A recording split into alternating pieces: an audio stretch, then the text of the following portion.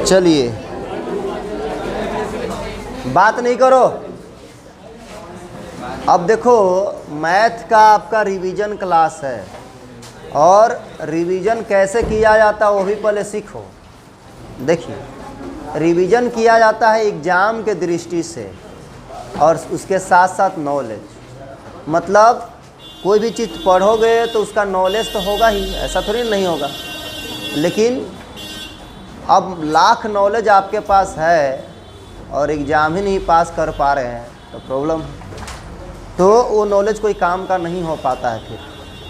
तो इसीलिए revision class start किए हैं मैथ का, तो उसमें आपका क्या होगा कि इसे वही चीज़ पढ़िए जो ज़्यादा ज़रूरी है, जो एग्ज़ाम से रिलेटेड हो वो चीज़ बताएंगे, ठीक है। क्योंकि सारा जैसे फर्स्ट चैप्टर है तो फर्स्ट चैप्टर तो सारा पढ़ाया हुआ, ऐसा थोड़ी नहीं पढ़ाया हुआ। अच्छा, तो ये फील नहीं होगा आपको कि से हम नहीं पढ़ें। हाँ, कुछ क्वेश्चन छोड़ेंगे जो नहीं आता है, उसको पढ़ने से क्या फ़ायदा अभी, है ना। क्योंकि एग्ज़ाम में 2-3 महीना बाकी है, 2-4 महीना बाकी है, तो मैथ का इधर रिवीजन कर ले रहोगे तो ज़्यादा अच्छा रहेगा। क्योंकि धीरे धीरे जैसे टाइम नज़दीक आएगा तो तुम्हारे ऊपर प्रेशर एकदम बढ़ेगा दिमाग पर, क्योंकि सब सब्जेक्ट को याद करना पड़ेगा, है ना। बहुत बच्चा इसमें होगा कि इसे एक को चैप्टर नहीं याद कर ले होगा, जैसे हिस्ट्री हो गया, चाहे साइंस हो गया, चाहे कोई का ऑब्जेक्टिव वगैरह, चूँकि सुने हैं इसलिए याद होगा सब्जेक्टिव में। तो मैथ अच्छा से तैयारी रहेगा, बहुत अच्छा से तैयारी रहेगा आपका, तो क्या होगा बाकी सब्जेक्ट पर भी लास्ट में ध्यान दे पाओगे। और कौन है जो आता है जो सब्जेक्ट, उसको इग्नोर नहीं करना चाहिए। प्लस मैथ जो होता है आपका, ध्यान देखो बिट्टू कुमार, पहले बैठ सुनो, पहले देखिए, जब पढ़ते हैं तो मैथ जो है स्कोरिंग चैप्टर है, स्कोरिंग सब्जेक्ट है। स्कोरिंग सब्जेक्ट का मतलब होता है आप चाहिएगा मैथ में तो 100 में 100 भी आ सकता है, लेकिन और सब सब्जेक्ट में क्या होता है, आप बहुत अच्छा कर रहे हैं, कितना अच्छा कर रहे हैं, तो कैसे न कैसे भी काटता है नंबर। लेकिन मैथ में कैसे काटेगा, नहीं काटता है। इसलिए मैथ पर ज़्यादा ध्यान देना चाहिए, एक तो एग्ज़ाम की दृष्टि से भी और दूसरा चीज़ लाइफ की दृष्टि से भी। लाइफ में आप कोई भी कंपटीशन का एग्ज़ाम दीजिएगा, कोई भी चीज़ का तैयारी करोगे, उसमें मैथ आना ही आना है। कितना बच्चा क्या होता है और किस लेवल का आता है, हाँ, कितना बच्चा बड़ा एग्ज़ाम में मैथ के वजह से क्वालिफाई नहीं कर पाता है। अब आप कोई बच्चा बीपीएससी, तो बीपीएससी में 10 गो मैथ रहता है, यूपीएससी में सीटेट का एग्ज़ाम 2 गो मैथ देगा, वही पहला एग्ज़ाम होगा, वो पास करेगा तब बाकी सब, इससे पहले नहीं है। बाकी एसएससी, रेलवे, इस सब में तो मैथ भरा पड़ा है, उसके बिना आपको नौकरी नहीं लगना। किसी का सपना है एसएससी करना, सीजीएल वगैरह, जो इनकम टैक्स ऑफिसर बनता है, ये सब में देखोगे तो मैथ पूछता है ना। तो मैथ लाइफ के लिए भी ज़्यादा इम्पोर्टेंट होता है, आप जिस क्लास में उसके लिए भी ज़्यादा इम्पोर्टेंट होता है, क्योंकि स्कोरिंग सब्जेक्ट है। इसलिए ध्यान से देखिएगा और टाइम को बर्बाद नहीं करते हुए स्टार्ट करते हैं। और आप लोग भी टाइम का वैल्यू रखिए, क्योंकि टाइम दे रहे हैं, 2 घंटा मायने रखता है।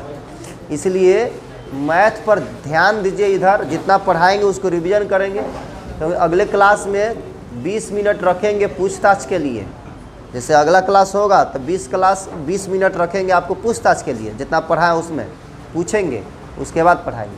अब बताओ, किसी को डाउट अगर रहेगा तो पूछना कि हाँ सर ये इसमें डाउट है, तो हम पूरा डाउट क्लियर कर लेना। मतलब आपको दिक्कत है तो बोलो। अब हम कोई चीज़ पढ़ा रहे हैं, आपको बोल दिए कि दिक्कत है तो बताओ, आप नहीं आ रहा है तो बोलो, तो हम शुरू से आपको क्लास वाइज क्लास पढ़ाएंगे, मतलब आपको टॉपिक बाई टॉपिक अच्छा से समझाएंगे।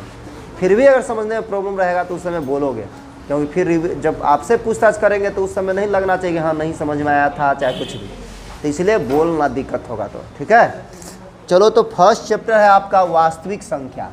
इसमें जैसा क्वेश्चन आता है एग्जाम में उसी टाइप से पढ़ाएंगे। वास्तविक संख्या को इंग्लिश में रियल नंबर कहते हैं।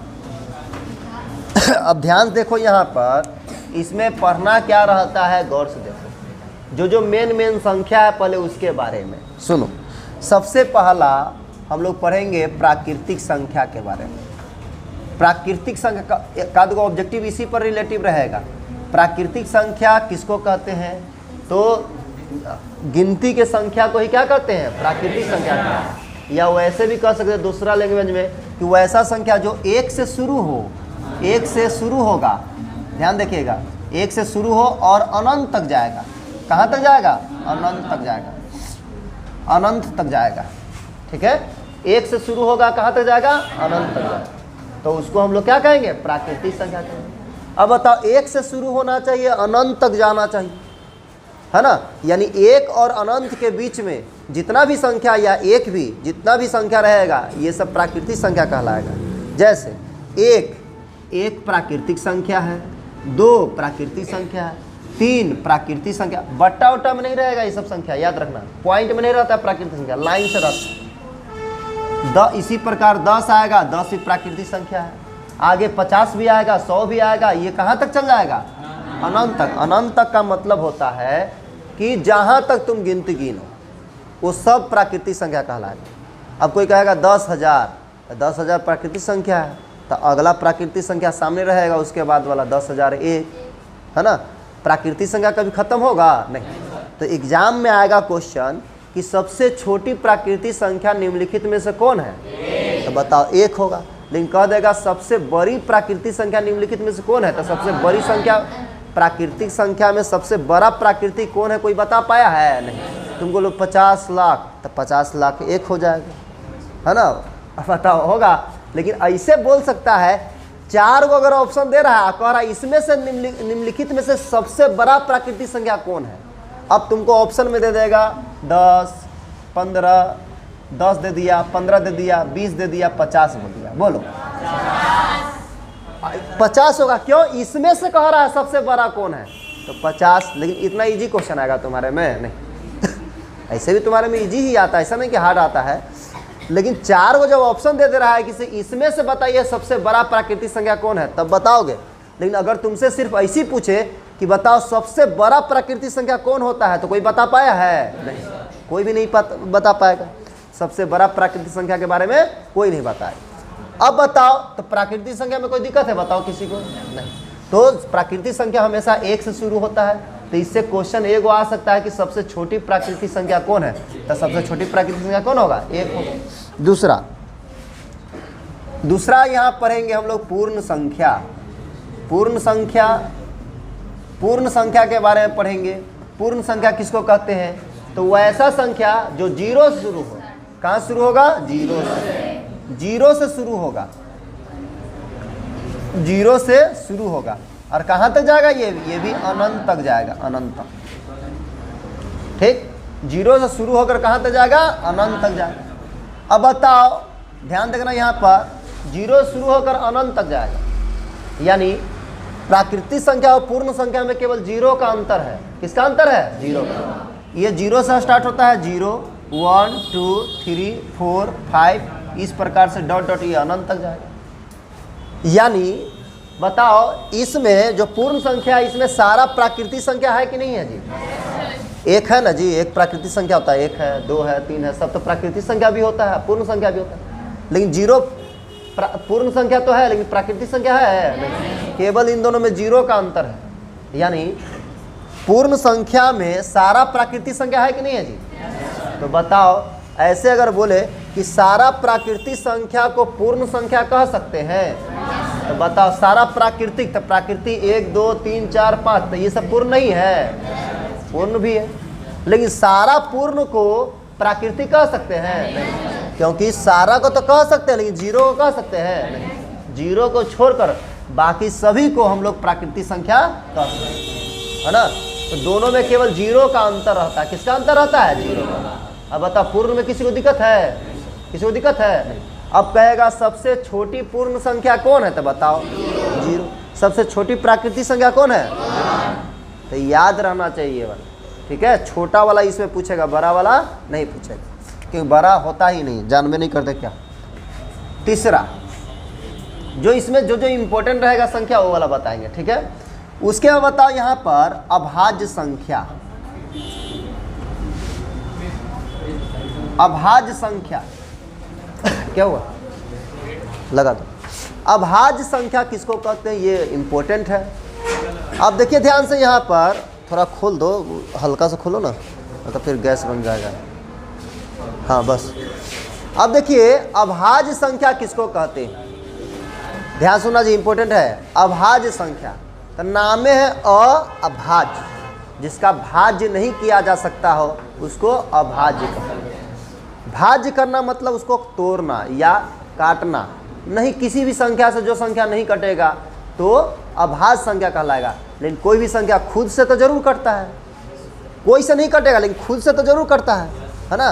तुमको कोई नहीं मार सकता है, तुम बोलोगे नहीं हमको कोई नहीं मार सकता, खुद से मर सकते हो ना, कोई नहीं मार सकता है चलो, लेकिन खुद से तो मर सकते हैं, तो वही कहलाएगा अभाज्य संख्या। वही क्या कहलाएगा, अभाज्य संख्या, कि किसी भी संख्या से नहीं कटे लेकिन अपने आप से कटे, अपने आप से कटे, उसको क्या कहेंगे, अभाज्य संख्या। एक भगवान है, भगवान सबको मार सकते हैं, तुमको बहाना करके कहीं चीनी घटल है, चीनी बहाना नहीं मिल रहा भगवान को, अच्छा घर में चीनी घटल है देख लिया, जाओ बुआ चीनी घटवा दिए, अब गिरा उड़ा दिए कहीं चीनी है, आते चीनी लाओ, जा एक्सीडेंट हो गया भगवान अपना पर लेते हैं, कोई बात नहीं, कोई ना कोई बहाना से गया था ठीक से रोडे पर नहीं पार किया होगा, या ट्रक वाला का कर दिया, ट्रक वाला चढ़ा दिया, दारू पी ले था, है अपना पर लेते हैं कि हम मारे हैं किसी, भगवान जी बोले लो इधर आओ, इधर आओ, लो मार दिए तुमको, ऐसे बोलते हैं, कोई ना कोई बहाना से मारते हैं। अब देखो तो एक क्या है, भगवान है एक तरह से, एक से सब कट जाता है, एक से सब कट जाता है ना। तो याद रखना अभाज्य मतलब जो खुद से कटे और एक से कटे, तो एक का बातें क्यों करे, क्योंकि एक से तो सब कट जाता है ना। तो वैसा संख्या जो खुद से कटे, वैसा संख्या जो खुद से कटे, अपने आप से केवल कटे और कोई संख्या से ना कटे, उसको कौन सा संख्या कहेंगे, अभाज्य। ठीक, अब देखो ध्यान से यहाँ पर, जैसे अब बताओ दो लेते हैं, दो बताओ, दो कोई संख्या से कटेगा, केवल दो ही से कटेगा, एक का बात नहीं करेंगे क्योंकि एक से सब कटता है, ठीक है। दो केवल दो से कटेगा और कोई संख्या से कटेगा, नहीं कटेगा। तीन बताओ, तीन केवल तीन से ही कटता है और कोई संख्या से कटता है, नहीं।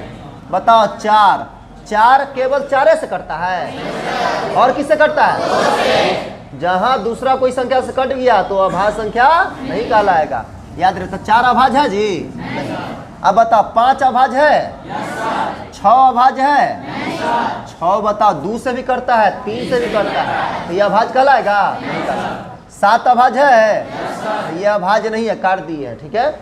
अब बताओ आठ अभाज्य है, अभाज्य ये नहीं है तो काट दिए, समझ जाना ये अभाज्य नहीं है। नौ अभाज्य है, नहीं है क्योंकि तीन से कटता है। अब बताओ दस अभाज्य है, नहीं है, ये भी नहीं है। ग्यारह है, इस प्रकार से बहुत सारा संख्या होगा जो अभाज्य होगा, जो क्या होगा, अभाज्य। तो जो संख्या केवल अपने आप से कटेगा उसको कौन सा संख्या कहेंगे, अभाज्य संख्या। दिक्कत हो रहा है क्या, दिक्कत होगा तो बोलना, ठीक है। अब देखो ध्यान से, अब गौर से देखो यहाँ तो अभाज्य संख्या हम लोग कहेंगे जो खुद से केवल कटे उसको अभाज्य संख्या कहेंगे। अब इसमें से ज़्यादातर क्वेश्चन आता है कि सबसे छोटी अभाज्य संख्या कौन है। अब बताओ क्वेश्चन आएगा, ये आता है ज़्यादातर, क्वेश्चन आ भी चुका है, सबसे छोटी अभाज्य संख्या, अभाज्य संख्या कौन होता है जी, दो। एक मत बोल देना, सबसे छोटी अभाज्य संख्या कौन होता है, बोलो दिक्कत, एक कह देगा सबसे बड़ी अभाज्य संख्या, तो कोई बता पाएगा। अब बताओ तो ये अभाज्य संख्या होगा। अब बताओ अभाज्य संख्या जो खुद से कटे तो कर उल्टा होता है भाज्य, तो भाज्य याद करने की जरूरत है। भाज्य मतलब कोई अपने आप से भी कटे और भी कोई नंबर से कट जाए उसको क्या कहेंगे, भाज्य। जैसे चार बताओ, अच्छा सबसे छोटी भाज्य संख्या बोलेगा तो क्या बोलोगे, चार सबसे छोटी भाज्य संख्या। ये वो क्वेश्चन आया हुआ है कि सबसे छोटी अभाज्य संख्या और सबसे छोटी भाज्य संख्या का मौसक क्या होगा। अब बताओ किसको पता नहीं रहेगा कि सबसे छोटी अभाज्य संख्या कौन होता है, सबसे छोटी भाज्य संख्या कौन होता है, तो निकाल पाएगा, नहीं निकालेगा, ठीक है। तो सबसे छोटी भाज्य संख्या कौन होता है, दो। चार होता है, ये दो से भी कटता है और अपने आप से भी कटता है। तो जो संख्या अपने आप के अलावा और भी कोई संख्या से कट जाएगा तो समझो वो भाज्य संख्या है। अब बताओ इसके पहले और कोई है, नहीं है। अब बताओ पांच भाज्य क्या भाज्य है, छः, सात, आठ, 9 10। तो भाज्य का मतलब हुआ अपने आप से भी कटेगा और कोई भी नंबर से कट जाएगा, उसको क्या कहेंगे? भाज्य संख्या। बोलो दिक्कत?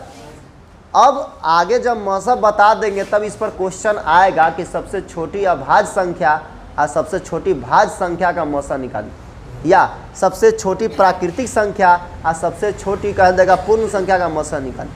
सबसे छोटी प्राकृतिक संख्या, सबसे छोटी अभाज्य संख्या का मौसा निकालिए। तो तुमको संख्या नहीं पता रहेगा तो निकाल पाओगे? नहीं निकाल पाओगे, इसलिए संख्या आना चाहिए। अब बताओ यहाँ पर, अब इम्पोर्टेंट सबसे आ गया आपका सम संख्या, भले सॉरी परिमेय संख्या। सम विषम तो जानवे करते हो। परिमेय संख्या, अब देखो यहाँ परिमेय संख्या का बहुत सारा डिफिनेशन, ठीक? तो इसको अच्छा समझेंगे। परिमेय संख्या किसको कहते हैं तो उसका जस्ट उल्टा अपरिमेय हो जाएगा, ठीक? तो परिमेय संख्या का 2-3 डिफिनेशन देखो। परिमेय संख्या का 2-3 डिफिनेशन बोलेंगे। देखो सबसे पहला परिमेय संख्या का डिफिनेशन होगा, जो याद करना है, जो संख्या P/Q के रूप में हो, P/Q के रूप में हो जहाँ P और Q पूर्णांक हो। P और Q क्या चीज हो? पूर्णांक, ठीक? P और Q क्या हो? पूर्णांक। और Q नॉट इक्वल टू 0 हो, तब कहलाएगा परिमेय संख्या। ये जो वर्ड है P और Q पूर्णांक, ये सबसे इंपॉर्टेंट है। इसमें जो अपरिमेय का डिफिनेशन पढ़ोगे तो उसमें यही अलग करता है अपरिमेय अपरिमेय में। तो पूर्णांक पता रहना चाहिए। तो पूर्णांक हम वैसा संख्या को कहते हैं, यहाँ पूर्णांक संख्या बता देते हैं। पूर्णांक वैसा संख्या को कहते हैं जो पॉजिटिव भी हो, निगेटिव भी हो और zero, just like number line. संख्या रेखा के बीच में 0 होता है, इधर 1 2 3 4 इस प्रकार से बहुत दूर तक जाता है, अनंत तक। इधर -1 -2 -3 -4 इधर भी जाए। तो पूर्णांक भी देखो 1 2 3 4 है, इधर प्राकृतिक भी है, इसमें पूर्ण भी है। 0 से ले लोगे तो पूर्ण भी है और निगेटिव में भी नंबर है। तो पूर्णांक संख्या हम लोग कहते हैं वैसा संख्या को जो पॉजिटिव भी हो, निगेटिव भी हो और जीरो। यानी सभी पॉजिटिव संख्या, सभी पॉजिटिव प्राकृतिक संख्या या प्राकृतिक संख्या पूर्णांक संख्या कहलाएगा कि नहीं कहलाएगा? पूर्णांक में प्राकृतिक संख्या नहीं है, 1 से लेकर है ना जी अनंत तक, तो प्राकृतिक संख्या भी है। 0 से स्टार्ट कर दोगे तो कौन सा संख्या कहलाएगा? पूर्ण संख्या। तो पूर्ण संख्या भी है इसमें। और माइनस में जो भी नंबर आता है उसको ऋणात्मक संख्या कहते हैं। कौन सा संख्या? ऋणात्मक। ऋणात्मक संख्या भी है। तो यही सब संख्या रहना चाहिए P और Q के जगह पर, ठीक है? कोई ना कोई क्या रहना चाहिए? पूर्णांक रहना चाहिए। अब बता, रूट में है, पूर्णांक में रूट में होता है? नहीं, रूट में पूर्णांक नहीं होता। तो याद रखिएगा यही अंतर रहेगा परिमेय अपरिमेय। जैसे यही डिफिनेशन अपरिमेय का लिखवाएंगे तो P और Q जो पूर्णांक है यही अलग करेगा परिमेय और अपरिमेय में अंतर। तो पूर्णांक नहीं पता रहेगा तो कैसे समझ पाइएगा? इसलिए अच्छा समझो। जो संख्या P/Q मतलब बट्टा के रूप में हो, किसके रूप में हो? बट्टा के रूप में हो, जहां P और Q पूर्णांक हो। P और Q जो रहेगा यही में से कोई ना कोई नंबर रहेगा, 4 तक नहीं रहेगा, अनगिनत तक जाएगा, इधरों अनगिनत तक, उसमें से कोई भी नंबर रह सकता है, ठीक? और जहां Q नॉट इक्वल टू 0, अब यहाँ पर तो लिख दिए P और Q पूर्णांक हो, यानी P के जगह पर भी पूर्णांक, Q के जगह पर भी पूर्णांक। तो पूर्णांक जब लेंगे तो यहाँ पर लिख दिया आगे Q नॉट इक्वल टू 0, 0 भी तो पूर्णांक है, लेकिन इसीलिए 0 को छोड़कर नीचे में Q के जगह पर P/Q मतलब Q के जगह पर 0 नहीं रहना चाहिए। Q तो पूर्णांक डिफिनेशन के हिसाब से। अब बताओ, इतना खाली नहीं लिखेंगे कि Q नॉट इक्वल टू 0 तो तुम डिफिनेशन अधूरा है, या P और Q पूर्णांक है ये भी नहीं लिखोगे तो डिफिनेशन अधूरा है। खाली अगर बोल दो कि वैसा संख्या जो P/Q के रूप में हो उसे हम लोग परिमेय संख्या कहते हैं तो गलत हो जाएगा। अब हम √3/2 लिख देंगे तो P/Q के रूप में नहीं है, वो भी है, लेकिन परिमेय संख्या है नहीं, क्योंकि √3 पूर्णांक नहीं है, इसीलिए ये परिमेय संख्या नहीं है। अब बताओ जैसे इसका एग्जाम्पल, अब बताओ यहाँ पर लिख दिए 1 बताओ परिमेय संख्या है? तो तुम बोलोगे P बटा Q के रूप में ना बोले थे आप, तो P बटा Q मतलब बटा के रूप में है, तो एकरा नीचे कुछ नहीं तो एक रहता है ना, P बटा Q के रूप में है कि नहीं है। अब गौर करो इस पर, P बटा Q, तो P और Q दोनों पूर्णांक रहना चाहिए। बताओ, एक P के जगह पर है, P के जगह कौन है, Q के जगह कौन है, एक, तो दोनों बताओ एक पूर्णांक संख्या है कि नहीं है जी, फिर एक पूर्णांक संख्या है कि नहीं है। अब बताओ, हम ले लिए एक संख्या दो, दो परिमेय संख्या है, तो कहोगे कि पहले तो P बटा Q के रूप में है, तो P बटा Q के रूप में कर दिए। पूर्णांक है दोनों, दो पूर्णांक है कि नहीं है, 1 भी पूर्णांक है कि नहीं है। ठीक से बैठो। अरे जो पेमेंट जमा किया है, अरे पेमेंट जमा करके वैसे बैठ रहा है, ठीक हो रहा, तुम एनर्जी में आओ। तुम तो तुम आज खुश रहोगे एकदम पूरा कि सर आज हमको पिटवे नहीं करेंगे। पीट सकते हो उसको आज, अरे उसको पीटेंगे आज हम, इसीलिए तुम एनर्जी में पढ़ो, पैसा दिया है ना। अरे जब पैसा दे तो उस दिन याद रहना चाहिए कि यार पैसा लगा है, पैसा लगा है, पढ़ना है। देखो यार, अब बता 2 बटा 1 लिख दिए, 2 लिख दिए, 2 परिमेय संख्या है कि नहीं है। तो देखेंगे P बटा Q के रूप में है कि नहीं, तो P बटा Q के रूप में है। P के जगह कौन है, Q के जगह पर, तो देखो दोनों पूर्णांक है कि नहीं था। 2 पूर्णांक होता है, 1 भी पूर्णांक होता है, ठीक। अब फिर Q नॉट इक्वल टू 0, मतलब Q नीचे में होता है, ये 0 नहीं रहना चाहिए, तो 0 है नीचे नहीं, तो यानी ये परिमेय संख्या है। कौन सा संख्या है, परिमेय संख्या। अब हम यहाँ पर लिख दिए 5 बटा 7 परिमेय संख्या है। बताओ P बटा Q के रूप में है कि नहीं है। अच्छा है, P और Q दोनों पूर्णांक है कि नहीं है। 5 पूर्णांक है, 7 पूर्णांक है। अच्छा नीचे में 0 नहीं होना चाहिए Q के जगह, तो नीचे में 0 है, तो इसका मतलब परिमेय संख्या है। अब बताओ, हम लिख दिए यहाँ पर 0, 0 परिमेय संख्या है, तो है। एक नीचे कितना रहता है, 1। P बटा Q के रूप में है कि नहीं है। उसके बाद मेन समझना है यहाँ, देखिए ध्यान से यहाँ। अब देखो, तो इसका मतलब परिमेय का मतलब ऐसा समझो कि किसी को समझा सके, मतलब एक वर्ड का मतलब। 0 हम बोले 0 है, तो 0 बताओ प्राकृत ये परिमेय संख्या है कि नहीं, तो 0 के नीचे 1 है। नहीं आ रहा क्या, थोड़ा सा इधर करो, पहले बंद करो, थोड़ा सा इधर घुमाओ ना, हो जाएगा। फिर से कर दिया क्या, उसको दो, उसको दो। एग्जाम टाइम में रिवीजन करना रहेगा तो आप आसानी से कर सकते हैं। यहाँ देखिए, इधर है वो भाई, इधर रखना। तो 0 परिमेय संख्या है कि नहीं, इससे आ जाता है एग्जाम में क्वेश्चन। तो 0 देखेंगे, 0 के नीचे 1 रहता है, तो तुम बोलोगे कि सर ये P बटा Q के रूप में है, इसका मतलब परिमेय संख्या कहलाएगा। इतना दूर के हिसाब से आगे का डिफिनेशन था P और Q पूर्णांक होना चाहिए, तो P के जगह पर 0 है, Q के जगह पर 1 है, दोनों तो पूर्णांक के है, 0 और 1 दोनों पूर्णांक होता है। फिर आगे पढ़े थे Q not equal to 0, P 0 हो सकता है, Q नहीं होना चाहिए 0, तो नीचे में 0 है, इसका मतलब ये परिमेय संख्या है। अब यहाँ पर हम लिख दिए 5 बटा 0, 5 बटा 0।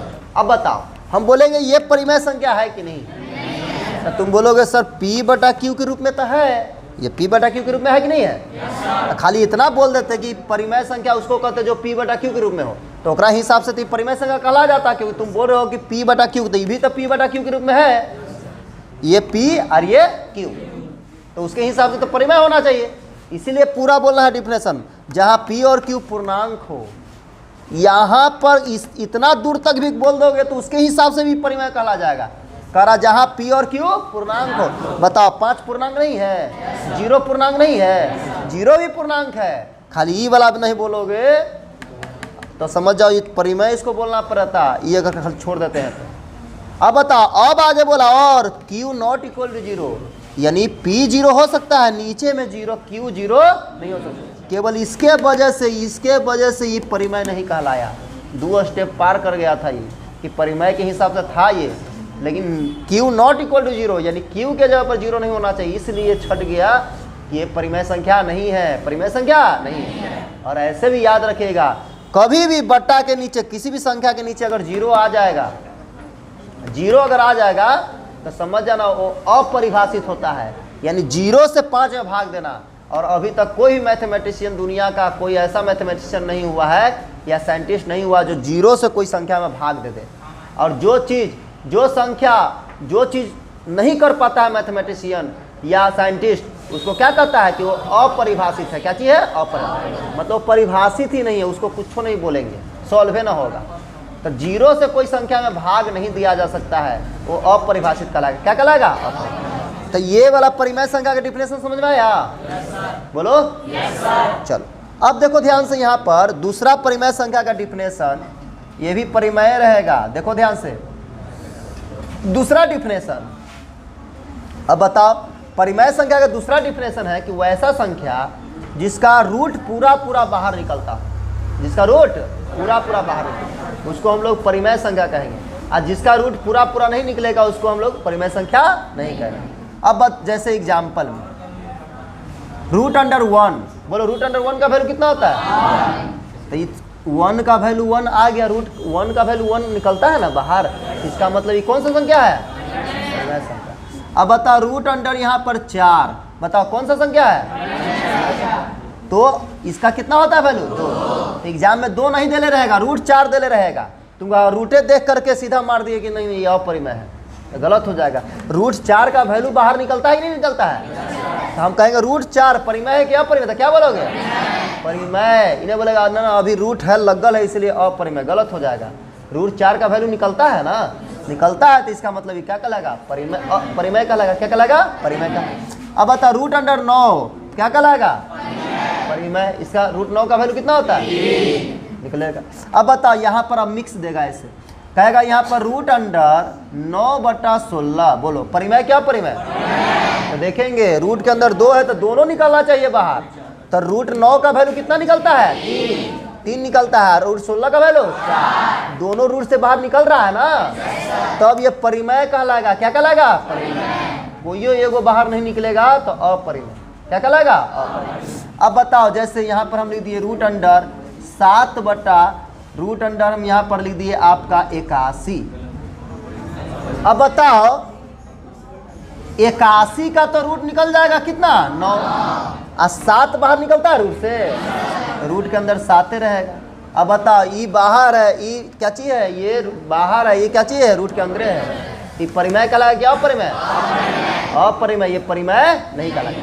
तो परिमेय जब पढ़ लिए तो अपरिमेय पढ़ने की जरूरत नहीं, पढ़ना चाहिए, ऊपर उल्टा होगा, परिमेय का उल्टा होगा। अब बताओ कि तुम इसके डिफिनेशन के हिसाब से देखोगे तो देखो, तुलना करो तुम कितना अच्छा से तुमको परिमेय संख्या समझा रहे हैं। समझो, कह रहा जो संख्या P/Q के रूप में हो, बताओ ये P/Q के रूप में नहीं है? ये P आइए Q बटा के रूप में है ना जी। जहाँ P तो यहाँ तक केवल डिफिनेशन बोलोगे उसके हिसाब से तो परिमेय हो जाएगा। तो ये परिमेय है नहीं। जहाँ P और Q पूर्णांक हो यहीं से छड़ जाएगा। P और Q पूर्णांक, P रूट 7 है और Q 9 है, तो Q तो पूर्णांक है, 9 मिलेगा ना जी इसमें पूर्णांक में, लेकिन रूट 7 मिलेगा? नहीं मिलेगा। इसका मतलब ये पूर्णांक रूट 7 पूर्णांक नहीं है, इसलिए ये परिमेय नहीं है। E भी पार कर गया है, Q not equal to 0, Q not equal to 0 है, बोलो 0 है नहीं? तो ये दोनों के हिसाब से परिमेय कहला जाता, लेकिन P और Q पूर्णांक नहीं है यहाँ पर, दोनों ये पूर्णांक है, ये नहीं है पूर्णांक, इसीलिए परिमेय नहीं कहलाया। तो जब परिमेय नहीं है जो संख्या, वो क्या कहलाएगा? अपरिमेय है। क्या कहलाएगा? अपरिमेय। कोई बच्चा आया यहाँ, अब बोले कौन है? तो सर लड़का नहीं है। तो लड़का नहीं है मतलब कोई ना कोई है, तो कौन है? लड़की है ना? अरे समझ रहे हैं? तो जब परिमेय नहीं है तो क्या कहलाएगा? अपरिमेय कहलाएगा। बोलो दिक्कत? तो ऐसे ऑप्शन में देगा जी, बना लोगे? परिमेय अपरिमेय पहचान लोगे ना? तो एक तो ये होता है परिमेय का डिफिनेशन कि जिसका रूट पूरा पूरा निकल जाएगा उसको परिमेय, या जिसका रूट पूरा पूरा नहीं निकलेगा उसको अपरिमेय। बोलो दिक्कत? और एक परिमेय संख्या का डिफिनेशन बताएंगे तुमको, क्या? किसे? शांत अशांत के हिसाब से, आवर्ती और अनावर्ती के साथ, वो आगे पढ़ना है, ठीक है? उसमें बताएंगे। पहले यहाँ तक पहले नोट कर लो जल्दी जल्दी।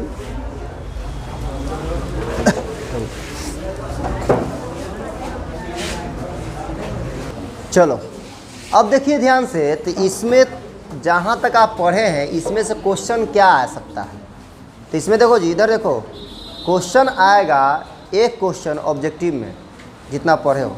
तो क्या तो कहेगा आपको कि निम्नलिखित में से कौन परिमेय संख्या है या कौन अपरिमेय संख्या, ये क्वेश्चन। अब बताओ, जैसे तुमको आना चाहिए परिमेय अपरिमेय पहचान। अब बताओ, यहाँ पर बोल दिए कि √81 बटा यहाँ पर लिख दिया आपका 6। बताओ परिमेय है क्या परिमेय? क्यों? क्योंकि √81 का वैल्यू तो 9 आ जाता है, लेकिन 6 रूट से बाहर निकलता है, तो इसलिए ये अपरिमेय कहलाएगा। क्या कहलाएगा? अपरिमेय। तो पहचानने के लिए आएगा परिमेय अपरिमेय। ठीक। अब बताओ, यहाँ पर हम आपको दे दिए √7। परिमेय है क्या परिमेय? अपरिमेय है। क्या है? अपरिमेय है ना। तीसरा दे दिए आपको कि यहाँ पर दे दिए आपका 121 बटा 144। परिमेय है क्या परिमेय? परिमेय है, क्योंकि √121 का वैल्यू 11, इसका P बटा Q के रूप में है। P और Q पूर्णांक है, Q ≠ = 0 है, इसलिए क्या कहलाएगा? परिमेय। या रूट से बाहर पूरा आ जा रहा है, इसलिए परिमेय। तो ये क्वेश्चन आएगा कि इससे क्वेश्चन क्या आ सकता है वो बता रहे हैं, इसलिए ध्यान देखिए। यहाँ पर क्वेश्चन बैंक बनाइएगा तो यही क्वेश्चन रहेगा, इसी टाइप से। नंबर अलग रहेगा, लेकिन तो कॉन्सेप्ट समझने की कोशिश करो। अब बताओ, नंबर चेंज करेगा तो नहीं बता देंगे? बता देंगे।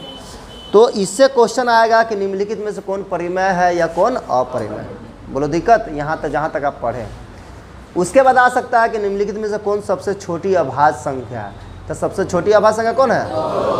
तो यहाँ पर हमको दो क्वेश्चन इंपॉर्टेंट लगता है। एक तो ये परिमेय अपरिमेय कौन है, और दूसरा सबसे छोटी अभाज्य संख्या कौन है। ये तो ये दोनों में से कोई ना कोई आ सकता है। बोलो दिक्कत? ये दोनों क्लियर रखोगे? अरे बोलो। सबसे छोटी कह देगा पूर्ण संख्या कौन है, तो 0। सबसे छोटी प्राकृतिक संख्या है ना, ये याद रहना। सबसे छोटी भाज्य संख्या 4 कहलाएगा। बोलो दिक्कत? तो इतना मेन सार हुआ इसका, मतलब कि इसमें से कोई ना कोई क्वेश्चन आ सकता है। ठीक है? बोलो दिक्कत? अब देखो यहाँ पर, अब अगला जो एक्सरसाइज में पढ़ना है, मतलब अगला जो टॉपिक पढ़ना है वो मौसल लौसल के बारे में पढ़ना है, जिससे एगो क्वेश्चन 2 कम से कम ऑब्जेक्टिव रहेगा, उससे रहेगा 2-3 गो ऑब्जेक्टिव, 3 गो ऑब्जेक्टिव और 1-2 नंबर का क्वेश्चन पक्का रहेगा, है ना, मौसल और लौसल में। तो ध्यान देखिए यहाँ पर, तो हम लोग अब पढ़ने जा रहे हैं मौसल और लौसल निकालने के लिए। मौसल मतलब महत्तम समावर्तक। तो सबसे पहले यही पढ़ेंगे, महत्तम समावर्तक। महत्तम समावर्तक को हम लोग शॉर्ट में मौसल कहते हैं, या इसी को शॉर्ट में हम लोग HCF भी कहते हैं, है ना। क्या हुआ? तो ध्यान देखो यहाँ पर महत्तम समावर्तक, तो मौसल और लौसल यानी HCF और LCM, ये दोनों पढ़ लीजिएगा। तो इससे जो क्वेश्चन आएगा वो पक्का 3 गो ऑब्जेक्टिव और 1-2 नंबर के, मतलब टोटल कितना नंबर? 5 नंबर का आपका आएगा इससे, इसीलिए। और 1 नंबर उससे कंप्लीट हो गया तो 6 नंबर, टोटल 10 नंबर का देता है इससे, है ना। अब देखो ध्यान से, तो अच्छा से मौसल लौसल सीखेगा। तो सबसे पहले हम लोग महत्तम समावर्तक सीख रहे हैं, मतलब मौसल सीख रहे हैं, यानी HCF सीख रहे हैं।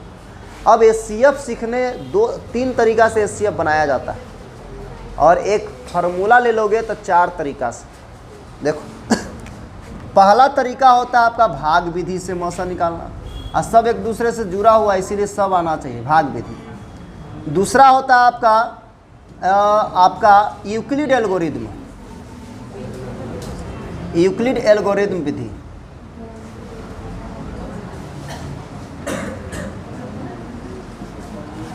यूक्लिड एल्गोरिदम विधि से। और तीसरा होता है अभाज्य गुणनखंड विधि से, अभाज्य गुणनखंड। और चौथा फार्मूला से, फार्मूला भी होता है मौसल का, उस। तो 4 तरीका से मौसल निकलता है, चारों तरीका आपको आना चाहिए। ठीक है? अब बता, सब तरीका एकदम इजी है, ये सब मौसल लौसल 6ठा-7वां के बुक में रहता है। ठीक है? अब देखिए, तो मौसल में हम लोग सबसे पहला तरीका पढ़ेंगे भाग विधि, और भाग विधि जिसको आएगा वही यूक्लिड एल्गोरिथम विधि बना सकता है। क्योंकि भाग विधि जिसको आएगा वो यूक्लिड विधि बनाएगा, मतलब दो को क्लियर हो जाएगा अगर भाग विधि सीख लेते हैं तो ये भी और ये भी। ठीक है, अब देखो तो सबसे पहले ध्यान देखिएगा, यहाँ पर सबसे पहले हम लोग पढ़ेंगे, जैसे यहाँ पर आपको बोल दिए कि 10 और 12 का मौसा ज्ञात करना है।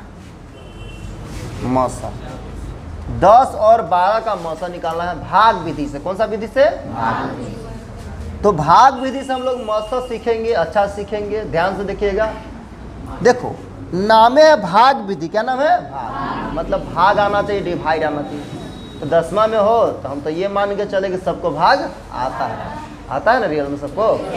अब देखो तो भाग कैसे दिया जाता है? छोटा से बड़ा में दिया जाता है कि बड़ा से छोटा में दिया जाता है? अगर यहाँ पहले 12 लिख देता, यहाँ कहता 12 और 10 का मौसा निकालिए, फिर भी हम लोग छोटा से बड़ा में ही भाग देते हैं, यानी कि 12 से 10 में मत भाग देने लगना। ठीक है, मौसा निकालना था छोटा से बड़ा में, यानी 10 से भाग देंगे किससे? किसमें? 12 में। अब बताओ कितना बार में लगेगा? एक बार में 10। बताओ कितना शेष बचेगा? 2। ठीक है, यहाँ तक दिक्कत। अब जितना शेष बच गया, गौर से देखो यहाँ पर 10 से एक बार में लगाया 10, 2 शेष बच गया। जो शेष बचता है उसको फिर ऐसे घेर देते हैं। ठीक, और यहाँ वाला जो 10 है उसको यहाँ उतारते हैं। कितना बार में लगेगा? 5 बार। 10, जिससे लास्ट पूरा पूरा कट जाएगा, जो संख्या से पूरा पूरा लास्ट में कटेगा। बताओ लास्ट 0 शेष बच गया, पूरा पूरा किससे कटा है? 2 से। तो वही उसका मौसा कहलाएगा। वही उसका क्या कहलाएगा? मौसा। तो यहाँ पर मौसा बराबर क्या लिखेंगे? 2 लिखेंगे कि मौसा 2 आया। मौसा क्या आया है? 2। ठीक, दूसरा क्वेश्चन यहाँ पर आपको बोल देंगे, ध्यान देखिएगा यहाँ पर कि 25 और कह देंगे यहाँ पर 45 का मौसा निकालिए। तो 25 से 45 में भाग दे देंगे। बोलो कितना बार में लगेगा? एक बार में लगेगा 25। बताओ जी कितना बचेगा? 0, 2, 20 बच गया। बोलो दिक्कत? बोले तो जो शेष बचेगा उसको घेर दीजिएगा ऐसे, और यहाँ वाला नंबर यहाँ उतार दीजिए 25। बोलो दिक्कत? कितना बार में लगेगा? एक बार में 20। कितना शेष बचेगा? 5। अभी वो पूरा पूरा कटा है। फिर अब इसको ऐसे घेर दीजिए, और ये वाला यहाँ उतारिए 20। कितना बार में लगेगा? 4 बार में 20। बताओ पूरा पूरा कट गया। तो किस संख्या से लास्ट में कटा है? 5 से। यानी मौसा कितना होगा?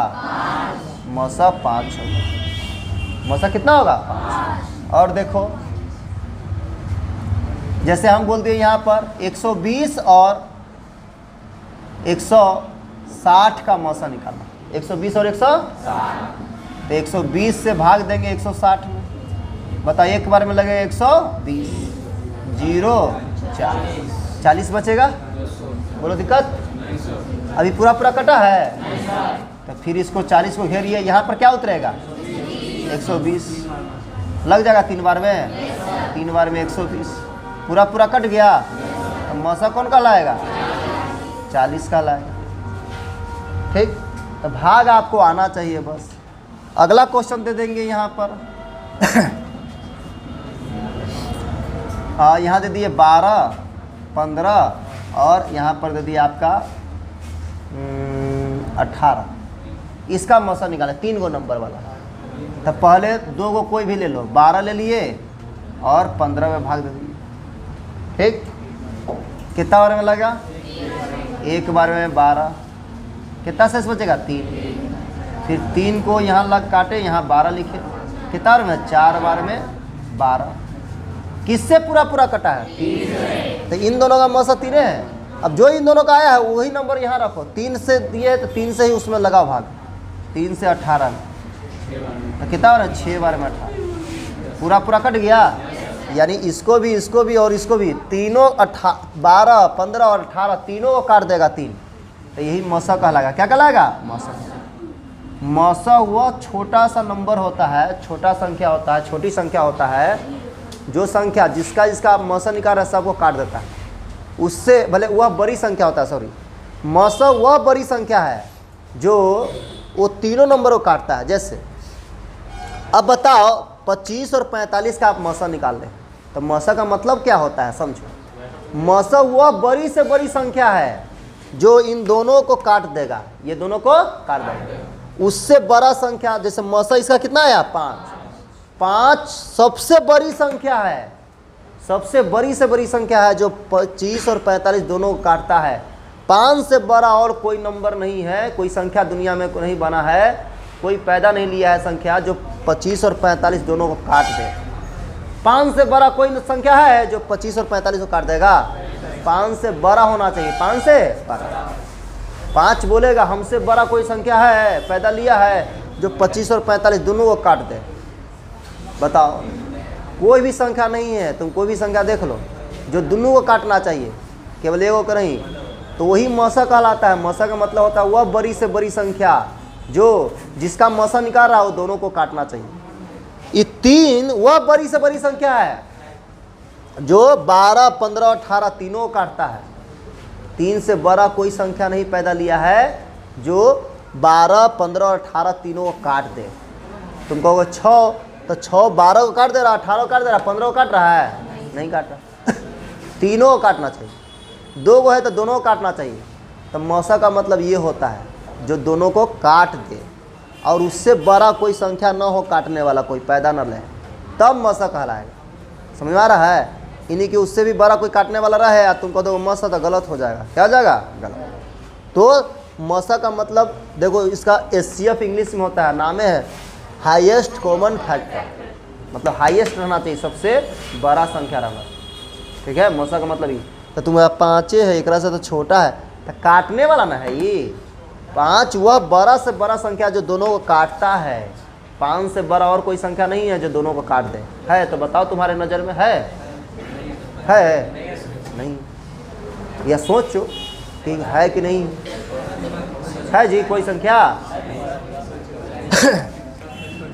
अब बताओ, ध्यान देखें यहाँ पर। अब देखो जी, जैसे तुमको बोल दें यहाँ पर 120 और 135 का मौसा निकालना, तो 120 से भाग देंगे 135। बताओ एक बार में 120 कितना बच गया जी? 5, यहाँ 1 कट गया, 15 बच गया। 15 से लगाइए 120, 8 बार में लगता है 15 8 120, पूरा पूरा काट दिया तो मौसा कौन होगा जी? तो 15 वह बड़ी से बड़ी संख्या है जो 120 और 135 दोनों काटता है। 15 से बड़ा और कोई संख्या नहीं है जो 120 और 135 दोनों काट दे। ठीक है, मौसा का मतलब ये होता है। ये सब चीज़ जो 10वां वाला टीचर पढ़ाता हो, केवल 10वां लेवल का, वो सब टीचर तुमको बताएगा, ये सब नहीं, सीधा मौसा निकाल दिया बस हो गया। मौसा का मतलब क्या होता है अधिकतर टीचरों को नहीं पता रहता है ना। जो एकदम कंपटीशन का तैयारी करता होगा या कंपटीशन का एग्ज़ाम वगैरह देता हो उसको पता होगा, क्योंकि सोचो आप कंपटीशन का जाएगा तैयारी करने तो पहला चैप्टर वास्तविक संख्या रहेगा, रियल नंबर, उसी को संख्या पद्धति बोलेगा, चाहे ये रियल नंबर बोलेगा, नंबर सिस्टम बोलेगा उसी को। वो चैप्टर इतना बड़ा है कि कंपटीशन वाला को लगता है 1.5 महीना कम से कम टीचर को पढ़ाने में, तो उसमें सब यही सब पढ़ना रहेगा, HCF LCM जो पढ़ रहे हैं आप पहला चैप्टर में, वो सब परिमेय संख्या और परिमेय सब संख्या। तो उसमें HCF LCM से हर कंपटीशन में एगो क्वेश्चन आता है, कह देगा ऐसे क्वेश्चन कहेगा तुम्हारे एग्जाम में, कह देगा इसे कंपटीशन में पूछता है, कह देगा वह बड़ी से बड़ी संख्या ज्ञात करे जो 120 और 135 दोनों को विभाजित करता हो। तो क्या निकालोगे? मौसा निकाल लो। कह देगा क्वेश्चन वह बड़ी से बड़ी संख्या निकालिए ज्ञात करे जो 120 और 135 दोनों को विभाजित कर देता हो, यानी काट देता हो। बड़ी से बड़ी संख्या, तो HCF निकाल लो। HCF वह बड़ी से बड़ी संख्या है जो दोनों काट देगा। 15 आया तो 15 दोनों काट देगा, इससे बड़ा कोई संख्या नहीं आएगा। क्वेश्चन एग्जाम में वह बड़ी से बड़ी संख्या ज्ञात करे जो 12, 15 और 18 तीनों को काट देता हो या विभाजित कर देता हो, तो कौन होगा? 3 होगा। तुम सोच रहे थे बड़ी से बड़ी कह रहा है, तो यानी बड़ा कोई संख्या होगा, है 3। इससे बड़ा कोई 3 से कट गया है और इससे बड़ा से कोई से कटबे नहीं करेगा, ये तीनों। ठीक है, तो बड़ी से बड़ी संख्या कहला तो घबरा के 100 150 मत मार देना, पहला ऑप्शन रहेगा वही सब बड़का वाला। ठीक है, बोले दिक्कत है इसमें? नहीं। तो कह देगा कभी बड़ी से बड़ी संख्या ज्ञात करे जो ये तीनों काटे ये दोनों काटे, तो मौसा निकालना। क्या निकालना? मौसा निकालना। ठीक है, उतारिए इसको। चलिए अब देखिए यहाँ पर, तो आपको मौसम निकालने के लिए भाग विधि से कहेगा तो निकाल लोगे ना। अब देखो यहाँ पर हम दो गो अभाज्य संख्या लेते हैं, सुना इधर देखो जी, दो गो अभाज्य संख्या लेते हैं और दोनों का मौसम निकाल के देखते हैं क्या आता है। जैसे बताओ जी 23 भाज्य है कि अभाज्य है? अभाज्य संख्या। और एक ले लिए मान लीजिए 7, भाज्य क्या भाज्य है? भाज्य है। अब इन दोनों का मौसम निकाल के देखते हैं क्या आता है। क्या निकालते हैं? मौसम। देखिएगा ध्यान से, यहाँ देखिएगा। तो बताओ किससे किसमें भाग देंगे जी? 7 से 23 में भाग दे देंगे। बोलो के बार में लगेगा? 3 बार में। कितना? 21। कितना बच जाएगा? ठीक है। अब बताओ 2 को घेरे, 7 यहाँ उतारे, बताओ के बार में लगेगा? 3 बार में 6। कितना बच गया? 1। अब 1 को घेरे, यहाँ 2 उतारे। अब लास्ट 1 पर जब आ गया है तो 1 तो भगवान है ना जी, कोई काट देगा। तो बताओ ये कितना बार में कट जाएगा? 2 बार में कट गया।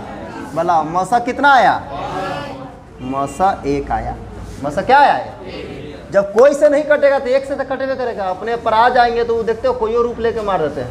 एगो के न दे दिए थे अथी, ब्रह्मा जी दे दी थी आशीर्वाद, किसे न धरती में मर सकते हो, न पताल में मर सकते हैं, न नरसिम्हा बंद के आते हैं भगवान, न आदमी से मर सकते हो और न तुम राक्षस से मर सकते हो, इस टाइप से। तो क्या किए थे वो दोनों मिक्सअप वाला रूप लिए थे, राक्षस जानवर सब मिला करके, और तब छाती होकर ऐसे फाड़ देते अपना अथी पर, कन्हा पर, ऐसे जांग पर रख करके, धरतिया पर नहीं रखले रहते हैं, जांग पर रख करके जब फाड़ते हैं। तो जब लास्ट में कोई चारा नहीं बचता है तो भगवान के पास तो अपार ज्ञान है, वो कोई न कोई बहाना करके, लास्ट में बहाना से नहीं हो पा रहा, गया ट्रक के पास भेजे थे, छड़प गए, नहीं बच गए ट्रक वाला तो लास्ट में फिर आएंगे अपने आएंगे, है कि नहीं। तो एक लास्ट होता है ऑप्शन।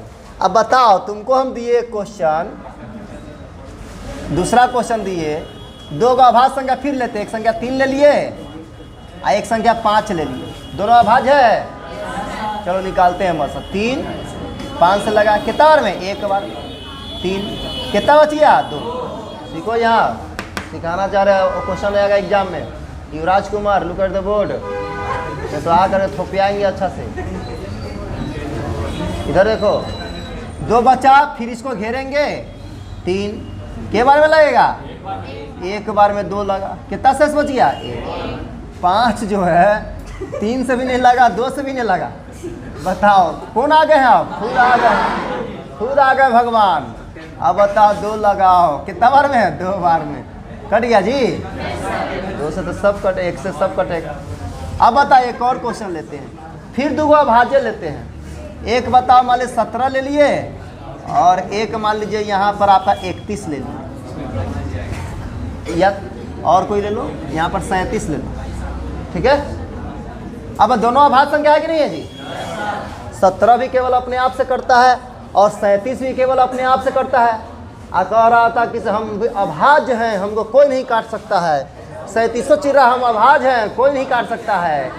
तो 17 से 37 में भाग दिया, कोशिश करेगा ना काटने के लिए, नहीं कटा। 2 बार में 34 लगा ना जी, कटा नहीं कटा, बच गया। कितना बचेगा? 3। फिर 3 को इसे घेरे या 17 उतारे, बताओ के बार में लगेगा? 5 बार है 15, तीनों से ना कटा, कितना बच गया? 2। अब 2 ऐसे घेरे, 3 उतारे, बताओ जी के बार में लगेगा? 1 बार में 2। अब भगवान गुस्सा हो गए, खुद प्रकट हो गए। अब बच पाएगा? नहीं बच पाएगा। अब 1 से 2 उतारो, के बार में लगेगा? 2 बार में। कर दिए। और आता अब हम अभाज्य हैं, अभाज्य मतलब हमको काटा नहीं जा सकता है। 37 बोल रहा था अभाज्य है, नहीं काटा जा सकता है ना। तो भगवान जी खुद प्रकट ले लिए लास्ट में। एक वह बड़ी से बड़ी संख्या है जो दोनों को काट देगा, काटता ही नहीं करता है, एक से दोनों कटेगा। तो मौसा का मतलब ये होता है। और यहाँ पर बताना चाह रहे थे कि आप बार बार देख रहे हैं, 3 गो क्वेश्चन दिए हैं, इधर देखो जो बताना चाह रहे हैं, ठीक से बैठो। यहाँ पर देखो जो बताना चाह रहे हैं ऑब्जेक्टिव में आएगा और आया हुआ है एग्जाम में। यही बताना चाह रहे थे कि 2 गो अभाज्य संख्या का जब भी मौसा निकालते थे कितना आता है? 1। दो गो अभाज्य संख्या का मसा निकाले, कितना आया? एक। मसा एक आया। यहाँ भी मसा कितना आया? एक आया। तो याद रखिएगा, कभी भी कहेगा दो गो अभाज्य संख्या, उसका मसा कितना आएगा? 1। तो संख्या नहीं देगा। देखो एग्जाम वाला क्या करता है, थोड़ा दिमाग लगाता है क्वेश्चन बनाने वाला, कि देखते हैं बउआ का बुद्धि है कि नहीं। नंबर नहीं देता है कि 23 और 17 का मसा निकालिए, वो तो निकाल के बता देगा। इसीलिए कहता है कि से यदि क्वेश्चन देगा, यदि P और Q अभाज्य संख्या है, अभाज्य संख्या है, तो इन दोनों का मौसा ज्ञात कर, निम्नलिखित में से कौन है, या ज्ञाते करने के लिए कह दिया। तो बउआ लोग सोचेगा अरे P और Q का मौसा कैसे निकाले, भाग कैसे दें। लेकिन यहाँ कह रहा P और Q कौन सा संख्या है? अभाज्य संख्या। कि क्वेश्चन जब भी आएगा तो ऑब्जेक्टिव में आएगा। तो दो गो अभाज्य संख्या कह रहा मौसा ज्ञात करे, तो मौसा कौन होता है? दो गो अभाज्य संख्या का मौसा कितना होता है? ठीक से बैठो तुम, ठीक से बैठो, ऐसे नहीं लड़की लेखा बैठल है ऐसे करके। दो गो अभाज्य संख्या का मौसा कितना होता है? निकालने की जरूरत है नहीं, जानबूझ के ऐसा क्वेश्चन पूछेगा कि बउआ सोचेगा नंबर है ये नहीं लगता, क्वेश्चन है गलत है कि निकालेंगे कैसे। लेकिन अभाज्य संख्या दे ना जी, दो गो अभाज्य संख्या को क्या, दो गो अभाज्य संख्या का मौसा कितना आता है? हमेशा एक आएगा। हमेशा क्या आएगा? एक। कोई भी दो गो तुम अभाज्य संख्या ले लो, उसका मौसा एक क्या आएगा। ऑब्जेक्टिव में आया हुआ क्वेश्चन है। ठीक।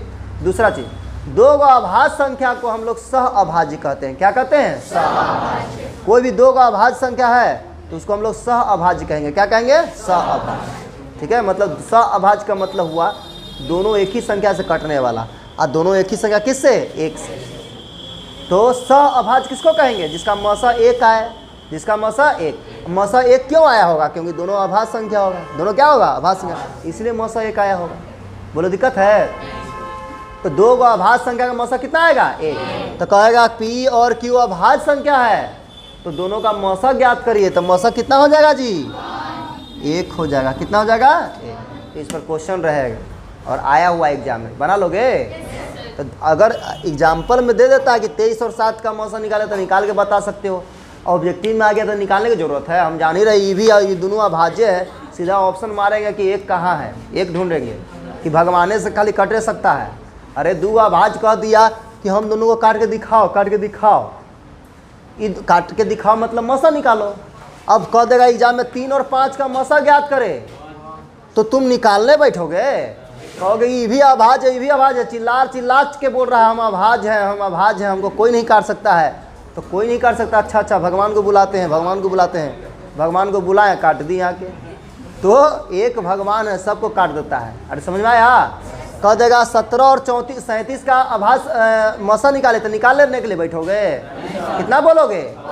एक बोलेगे, है ना? समझ में आया? तो देख लेना, अभाज्य जो रहेगा ओकरा भगवाने काटेंगे और कोई नहीं काटेंगे। ठीक है, तो याद रखिएगा। बोलो दिक्कत है किसी को? तो इससे क्वेश्चन रहेगा, भूल मत जाना। अच्छा, अब बोलो कि जा कभी हम पूछ दिए कि दो गो अभाज्य संख्या को क्या कहते हैं, तो सह अभाज्य। पूछ दे दो गो अभाज्य संख्या का मौसा कितना आता है? एक। और तुम बोले जा हम तो नहीं पढ़े हैं, चाहे छूट गया था, या तुम कहोगे कि आप पढ़ेबे नहीं किए हैं। अच्छा इधर आओ दूसरा वीडियो अपलोड कर ले रहेंगे, वीडियो निकाल दिखा देंगे। नहीं, अब पकड़ा जाओगे। कितना बच्चा बोल देता है नहीं ये वाला नहीं पढ़ाए थे, ये वाला नहीं पढ़ाए थे, नहीं ऐसे बोल देता है। उसको बुला कर 2-3 तरवात और बाद वीडियो। ठीक है, चलो उतार। हाँ तो उतारिएगा नहीं जी, बिना उतारे तुम तो भूल जाओगे। वही फिर कहो जो नहीं उतारेगा ना। चलिए देखिए ध्यान से, अब अच्छा समझो। तो अभी हम लोग सीखे हैं, युवराज कुमार को इधर दिखाओ, पीछे बैठे रहते हो, तो आगे नहीं बैठना था, आके 2-3 तरह तोरा मारेंगे हम। बकलुआ लेगा कर ले रहा था, एनर्जी बैठो ले जी, यहाँ लेगा शरीर बना ले जी, लेगा काला बना रहता है। अब देखो ध्यान से, मेरा तबीयत खराब है, देखने से भी लग रहा होगा, आवाज़ से भी पता चल रहा होगा, लेकिन धीमा आवाज़ में बोल रहे हैं, वही आवाज़ में बोल रहे हैं। लेकिन बोलने से थोड़ा सा अभी पेमेंट भी मिल गया है, थोड़ा बहुत मिला है। लेकिन और लोग भी देखो कल तक ठीक होगा कैसे, कल फिर आए, मतलब क्लास लेंगे ना 4 बजे से, तो मिल ना। हाँ देख लीजिएगा। तो देखो ध्यान से, यहाँ जिसका बाकी उकी है वो सब देख लो ना जी। अब देखो अब देखो समझो, तो ये हम लोग सीखे अभी कौन सा विधि से? भाग विधि से। कौन सा विधि? ठीक। अब अच्छा समझिए, तो सबसे पहले हम लोग सीखे संख्या के बारे में। कौन सा संख्या क्या होता है? सबसे छोटी अभाज्य संख्या बताओ। सबसे छोटी प्राकृतिक संख्या? सबसे छोटी पूर्ण संख्या? 0। 2 गो अभाज्य संख्या का मौसा कितना होता है? 1 होता है। कुछ भी क्वेश्चन कहेगा x और y अभाज्य संख्या, तो उसका मौसा क्या होगा? क्वेश्चन दे चाहे ना क्वेश्चन, 2 गो अभाज्य है यानी वो कटने वाला नहीं कोई से, भगवाने से। ठीक है। अब देखो ध्यान से यहाँ, तो यहाँ पर क्या करेंगे हम लोग? अब सीखेंगे यूक्लिड एल्गोरिथ्म विधि से मौसा निकालना। तो उसके लिए भाग विधि आना चाहिए। चलो भाई बोर्ड पर देखो सब लोग, यही विधि आएगा एग्जाम में, भाग विधि नहीं आता है। देखिए अगला हम लोग सेकंड पढ़ेंगे यूक्लिड एल्गोरिथ्म। एल्गोरिथ्म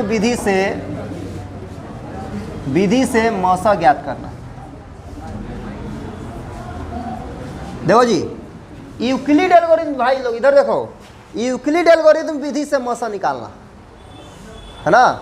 ठीक से बैठो, बाराती लेखा नहीं रहे, एकदम मेहनत कर रहे हैं हम भी, तो आप भी करिए, है ना। आपके लिए कर रहे हैं, है ना, रिवीजन कर रहे हैं, तो हमेशा एनर्जी में रहो। ले यहाँ लेगा कर ले रहोगे तो हम मेरा मनोबल टूट जाएगा, है ना, कि तुमको मज़ा नहीं आ रहा है।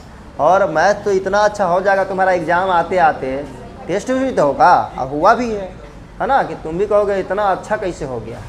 अब देखो यूक्लिड जो ईमानदारी से मेहनत करेगा, तब अब बोल दिए किसी जाके घर पर नोट्स बनाना नहीं बनाया, अब मार खा ले रहा है, 4 डंडा 10 डंडा 4 डंडा मार रहे तक खा ले रहा है, तो उसका कोई अथी नहीं, चरे नहीं। हो मारना मतलब थोड़ी ना हम जान से थोड़ी मार देंगे, 4-5 डंडा मारेंगे, थोड़ा सुनाएंगे, बोलेंगे। अब तुम ये सब बर्दाश्त कर ले रहे हो ना, 4 डंडा खाएंगे, देखना ना पड़ेगा, तो फिर दिक्कत है। अब देखिए ध्यान से, फिर तो ठेला लगाना है, ये है बाद में ठेला लगाएंगे, चाय बेचेंगे, ये सब नहीं, फुचका मोमो, है ना। यूक्लिड एल्गोरिथम विधि से मौसा निकालना। तो पहले यूक्लिड क्या बोले थे? यूक्लिड एक मैथमेटिशियन थे, उन्होंने क्या बोला?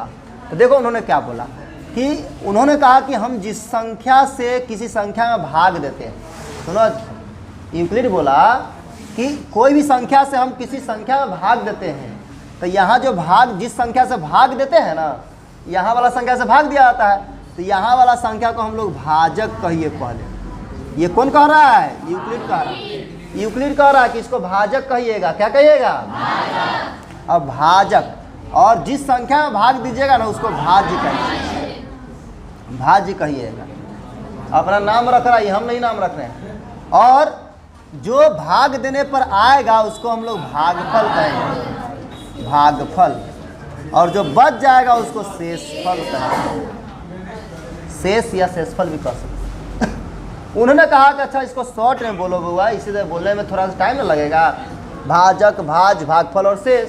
तो उन्होंने कहा थोड़ा शॉर्ट कर लो, इसको शॉर्ट कर लो, इसको ए कहो, है ना। बहुत तरह से डिनोट किया, कुछों से डिनोट कर सकता है, ऐसा बात नहीं है। इसको ए कहा, इसको बी कहा, इसको क्यू कहा, इसको आर कहा।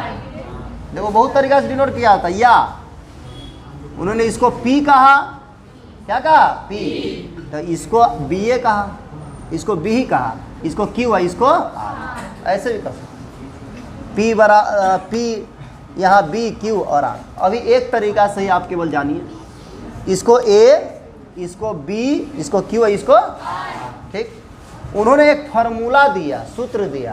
क्या सूत्र दिया? कि तुम किसी भी संख्या से किसी संख्या में भाग दोगे तो फिर से यही संख्या लाना रहेगा, तो कैसे चेक करोगे? तो भाज्य बराबर बोलना फार्मूला, भाज्य बराबर भाजक इंटू भागफल प्लस शेषफल। इन्होंने फार्मूला दिया था। शॉर्ट में बोलना है तो भाज्य को किससे डिनोट किया? ए से, भाजक को बी से, क्यू से, प्लस आर। तो ये भी बोल सकता है फार्मूला, या ये भी बोल सकता है ए बराबर बी क्यू प्लस, ठीक। अब बताओ, इन्होंने कहा कि इससे चेक कर सकते हैं आप इस फार्मूला से। जैसे अब 3 से हम 5 में भाग दे रहे हैं, तो बताओ कितना बार में लगेगा? एक बार में 3 लग जाएगा, कितना शेष बचेगा? तो यहाँ पर ए का मान कितना है बताओ? 5, बीच वाला ए। बी का मान कितना है? और Q का मान कितना है 1 और R का मान कितना है 2। देखोगे ध्यान से तो हमेशा R का जो मान होगा, R का मान वो B से कम रहना चाहिए। B से क्या रहना चाहिए कम, क्योंकि इसका मान ज़्यादा रहेगा, 3 से ज़्यादा रहेगा तो लग नहीं जाता, 3 से ज़्यादा रहता तो न लग क्यों नहीं रहा है, क्योंकि कम है। इसलिए याद रखिए B का मान जो होता है, B का जो मान होता है B हमेशा क्या होता है, बड़ा होता है किससे, R से। याद रखिए B बड़ा होगा किससे, R से। अब देखो तो उन्होंने कहा चेक करना है तुमको भाग, निर्जला कुमारी लुक एट द बोर्ड। अब देखिए ध्यान से, यहाँ पर उन्होंने कहा कि भाग को अगर चेक करना है कि सही है कि गलत है, कि 3 से भाग देने के लिए तुमको कहे 5 में तुम एक बार में लगाया, शेष 2 बचा दिए, हम कहे कि इसे नहीं गलत है, गलत है, या कोई तुम्हारा दोस्त बोल दिया गलत है, गलत है, तो अच्छा इधर आओ इधर आओ। उसको चेक करने के लिए कहे यूक्लिड जो थे, यूक्लिड साहब उन्होंने एक फार्मूला दिया था चेक करने के लिए, A बराबर BQ प्लस R, और चेक करके दिखाना ये फार्मूला पर। A के सामने A रखो, A कितना है 5, बराबर आना चाहिए, इधर 5 है तो उधर 5 आना चाहिए। B है तो B का मान कितना है जी 3, इंटू Q का मान कितना 1, अब प्लस R का मान कितना 2, 5 है तो 5 बराबर 3 को 1 से गुना करो 3, अब प्लस 2 कितना 5, दोनों तरफ बराबर आ गया तो बोलेंगे यूक्लिड के सूत्र से दोनों तरफ बराबर आ रहा है, इसका मतलब भाग क्या चाहिए, सही है। भाग क्या चाहिए, सही है। तो यूक्लिड ने क्या किया, ये फॉर्मूला दिया था A बराबर BQ प्लस R, तो फिर इन्होंने क्या किया, 2 गो संख्या का मौसा भी इसी विधि से बना दिया। अब बताओ, जैसे हम तुमसे बोले क्या क्वेश्चन देगा कि 120 और 135 का यूक्लिड एल्गोरिदम से, यूक्लिड एल्गोरिदम विधि से मौसा ज्ञात करे। क्या ज्ञात करे, मौसा ज्ञात करे। ये क्वेश्चन आया जी, ध्यान देखो, यूक्लिड एल्गोरिदम विधि से क्या निकालना, मौसा। बनाना नहीं, समझो अभी, फिर तो बनाना ही है, आपको पूरा देंगे बनाने के लिए, क्या लगा रहा है, पूरा क्वेश्चन बैंक देंगे, समझा देंगे, क्वेश्चन बैंक देंगे, आप फिर जो डाउट रहेगा क्वेश्चन बैंक से वो पूछ लीजिएगा, इसलिए अभी नहीं उतारिए, समझो। यूक्लिड एल्गोरिदम विधि से मौसा, एगो क्वेश्चन 2 नंबर में पक्का है, इसीलिए ध्यान देना। तो यूक्लिड एल्गोरिदम विधि से तो तुम क्या करना, रफ में भाग विधि बना लेना पहले। कौन सा विधि बना लोगे, रफ में। दोनों का भाग विधि कैसे बनाते थे, 120 से 135 में भाग देते थे, एक बार में लगा 120, कितना बच गया जी 5, यहाँ 1 15 बच गया। अब क्या करते थे, तो इससे ऐसे भाग देते थे, यहाँ 120 15 8 120, पूरा कट गया, पूरा कट गया, तो मौसा कितना आ गया जी 15 आ गया। तो ये तो भाग विधि से बनाए, रफ में बनाना। यूक्लिड एल्गोरिदम विधि से कह रहा है क्वेश्चन बनाने के लिए, तब नंबर मिलेगा, वो विधि से नहीं नंबर मिलेगा, सही रहेगा लेकिन नंबर नहीं मिलेगा। तो यहाँ लिखेंगे यूक्लिड एल्गोरिदम से बनाना है, तो यूक्लिड एल्गोरिदम से मतलब यूक्लिड के फार्मूला से, यूक्लिड क्या फार्मूला दिए थे, A बराबर BQ प्लस R। बोलो BQ प्लस R में B और R में कौन बड़ा होता है, B हमेशा बड़ा होता है किससे, ये लिख देना ताकि तुमको हमेशा याद भी रहे, नहीं भी लिखो कोई दिक्कत नहीं। अब उसके हिसाब से यहाँ सेट करो। पहला भाग देखो, पहला भाग ये पहला वाला भाग है, यहाँ तक आया था। बताओ जी A का मान कितना है, A के सामने 135 बराबर B का मान कितना है 120 इंटू Q का मान कितना है 1 और प्लस R का मान कितना है 15 ना, शेष बचा था। गुना करके देखो, 120 को 1 से गुना 120 और 15 135 है ना इधर, ठीक। अब देखो ध्यान से, अगला फिर दूसरा भाग बन गया था ये, इसमें देखो A का मान कितना है 120, A के सामने 120 बराबर B का मान कितना है 15 और Q का मान 8 और प्लस शेष कितना है 0। जैसी शेष 0 आ गया तो ये जो B का मान होता है, B का मान वही मौसा होता है। ये क्या होता है मौसा, तो बोल देंगे मौसा बराबर 15। तो यही यूक्लिड एल्गोरिथम हो गया। बोलो दिक्कत है क्या? तो भाग विधि जिसको आता है यूक्लिड एल्गोरिथम के फॉर्मूला पर खाली सेट कर दो, बस हो गया यूक्लिड एल्गोरिथम। हार्ड लगा क्या? चलिए उतारिए इसको, अब उतारना नहीं। हाँ तो वीडियो में बोलना पड़ेगा ना, स्क्रीनशॉट आप लोग कर लीजिएगा, ठीक है। इसे बोलना पड़ता है वीडियो में, स्क्रीनशॉट कर लीजिएगा। चलो, चिंता में है वो लड़की, तुम स्क्रीनशॉट का अभी सोचिए, अभी कैसे करें, अभी वो वीडियो के लिए बोले हैं हम। चलो देखो, मिटार दें, चलो चलिए देखिएगा ध्यान से।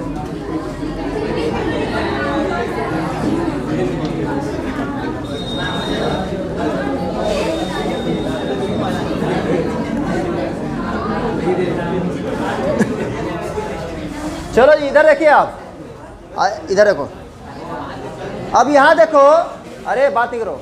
अब क्वेश्चन दिए, इधर देखना, क्वेश्चन दिए यूक्लिड एल्गोरिथम विधि से ही, यूक्लिड एल्गोरिथम विधि से आपको बोल दिए, ध्यान देखिएगा यहाँ पर 40 और 60 का मौसा निकालो। 40 और 60, तो सबसे पहले तुम क्या करोगे, रो 40 से 60 में भाग दे दो। कितना बार में लगेगा, एक बार में 40, कितना शेष बचेगा, फिर ऐसे घेरोगे 40, कितना बार में, 2 बार में 40, पूरा पूरा कट गया, मौसा 20 ना आ गया। अब यूक्लिड से बनाना तो यही सेट कर दीजिए, लिखेंगे यूक्लिड एल्गोरिथम से, यूक्लिड एल्गोरिथम से। बताओ ए बराबर क्या होता है, बी क्यूब प्लस, अब सेट करो, ए का मान कितना है पहला बार में 60 बराबर बी का मान कितना है 40, क्यू का मान कितना है 1 और शेष कितना है 20। फिर दूसरा बार में ए का मान अवरी कितना है 40 बराबर बी का मान 20, क्यू का मान 2 और शेष 0 आ गया, यानी बी जो होगा वही मौसा होगा, वही क्या होगा मौसा। तो मौसा कितना आ गया 20 आ गया। बोलो दिक्कत है बन जाएगा। तो इस टाइप से यूक्लिड एल्गोरिथम विधि से बनाते हैं, जिसको भाग विधि आएगा उसको यूक्लिड एल्गोरिथम विधि आ जाएगी। बोलो दिक्कत है किसी को। तो यहाँ तक आपको यूक्लिड एल्गोरिथम विधि आप सीखे, यूक्लिड एल्गोरिथम विधि यहाँ तक में कोई डाउट है तो बताओ, किसी को डाउट है, ठीक है। अब हम लोग सीखेंगे तीसरा विधि अभाज्य गुणनखंड विधि से। कौन सा विधि से, अभाज्य गुणनखंड। ध्यान से देखते रहिए, केवल मन से पढ़िए और कोई दिक्कत नहीं होने वाला मैथ में। मिटा दें। अब देखिएगा ध्यान से,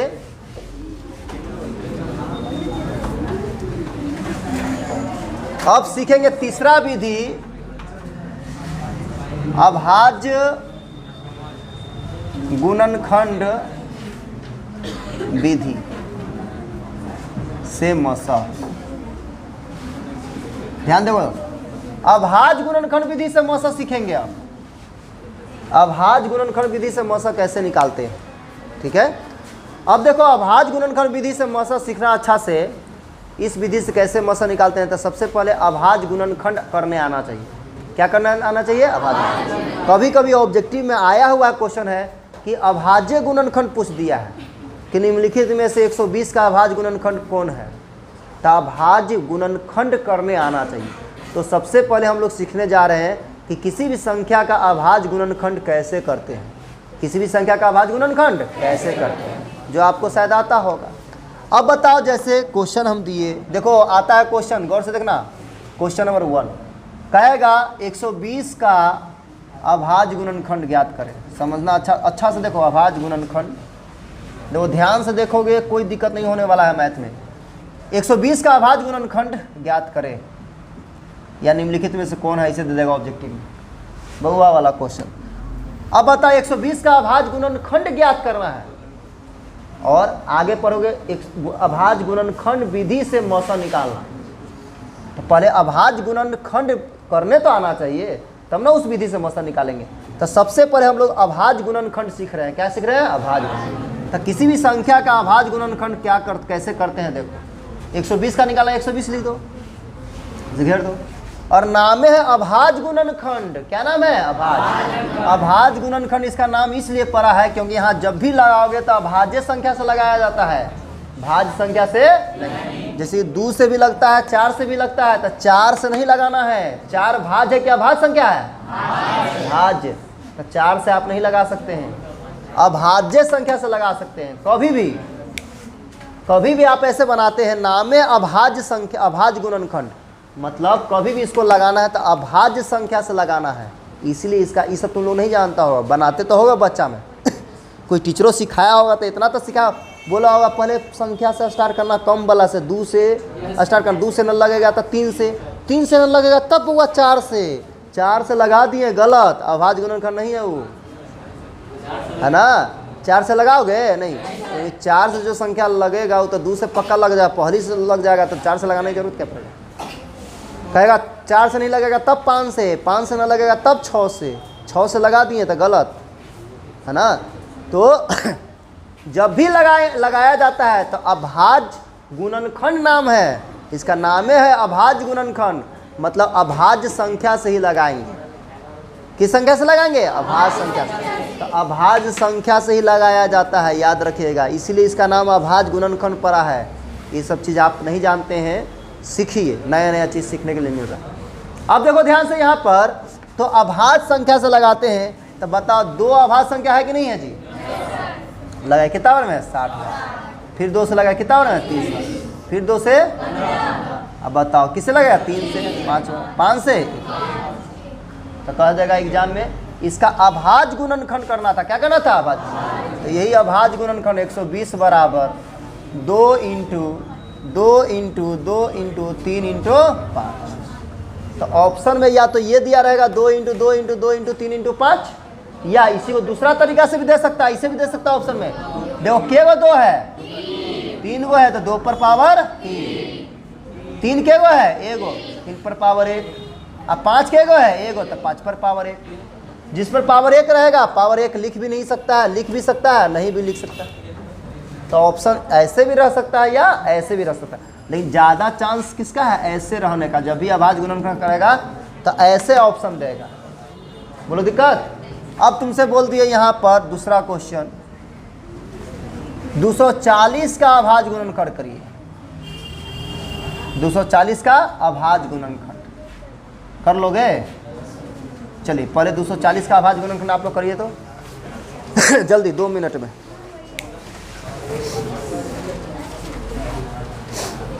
(240) का अभाज्य गुणनखंड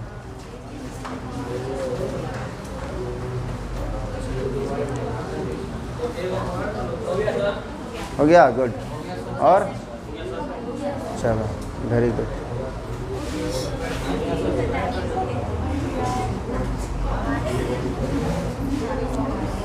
जल्दी जल्दी, गुड, हो गया। चलिए अब देखिए बोर्ड पर 240 का करते हैं अभाज्य गुणनखंड। 240 लिख दिए, 2 से लगेगा जी? लगा दिए 120 बार में, फिर 2 से 60 बार में, 2 से 30 बार में, 2 से अब 3 से 5 बार, 5 से 1 बार। तो 240 बराबर 2 तरीका से, के वो 2 है जी? 4 गो, 2 इंटू 2 इंटू 2 इंटू 2 इंटू 3 के गो है? 1 गो, 5 है। ऐसे दे सकता है ऑप्शन में, या ऑप्शन में ऐसे भी दे सकता है, 2 पर पावर 4, 3 पर पावर 1, 5 पर पावर 1। तो ज़्यादा चांस ऐसे, अगर ये क्वेश्चन पूछेगा नंबर यही रहेगा, 240 रहेगा? नहीं, कुछ भी रहेगा तो ना बना लोगे, बन जाएगा। तो अभाज्य गुणनखंड करने आना चाहिए। बोलो दिक्कत है? चलो, तो अभाज्य गुणनखंड में दिक्कत, अभाज्य गुणनखंड कर लोगे? क्वेश्चन बैंक में बहुत सारा है, निम्नलिखित में से इसका अभाज्य गुणनखंड करिए, कौन है? इसका अभाज्य गुणनखंड कौन है? तो क्वेश्चन बैंक में वैसा क्वेश्चन रहेगा, तुमको बना कर लाना है क्वेश्चन बैंक से। बोलो दिक्कत? अब देखो हम लोग सीखने जा रहे हैं सबसे इम्पोर्टेंट, अभाज्य गुणनखंड विधि से मौसा और लौसा दोनों निकालने के लिए।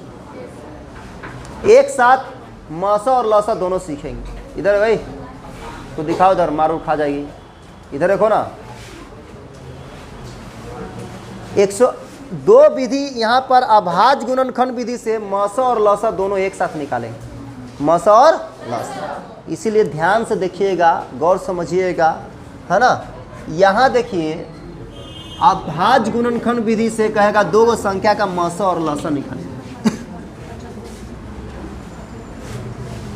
क्वेश्चन रहेगा, आपको क्वेश्चन दिए अभाज्य गुणनखंड विधि से, अभाज्य गुणनखंड विधि से जब भी आएगा तो मौसा और लौसा दोनों पूछेगा। अभाज्य गुणनखंड विधि से बोला आपको 60 और 135 का मस और लस ज्ञात करें। देखो जी, क्वेश्चन दिए कि अभाज्य गुणनखंड विधि से, नामे दिए अभाज्य गुणनखंड विधि से। कौन सा विधि से? अभाज्य गुणनखंड विधि से मस और लस निकालो। ठीक है, कौन सा विधि से? अभाज्य। तो 60 का अभाज्य गुणनखंड निकालो और 135 का अभाज्य गुणनखंड। नामे अभाज्य गुणनखंड विधि से है तो समझ जाओ नाम एक अभाज्य गुणनखंड क्यों पड़ा है, क्योंकि अभाज्य गुणनखंड निकालना पड़ेगा इसका।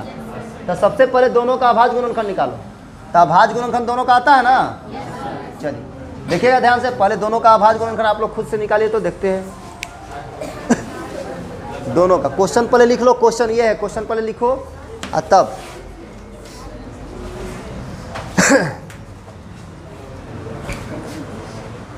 जल्दी निकालो।